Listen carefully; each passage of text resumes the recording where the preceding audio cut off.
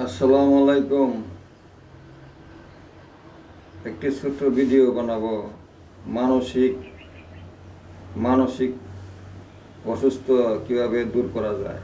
এই যে দেখেন দুইটা হাত, হ্যাঁ, এই দুইটা হাত ঠিক প্রতিদিন 2 মিনিট করে এইভাবে এইভাবে এইসব করবেন, এভাবে করবেন, তাহলে দেখবেন মানসিক টেনশন, মানসিক অসুস্থ দূর হয়ে যাবে। 2 মিনিট, প্রতিদিন 2 মিনিট করে করবেন, তাহলে দেখবেন মানসিক টেনশন দূর হয়ে গেল।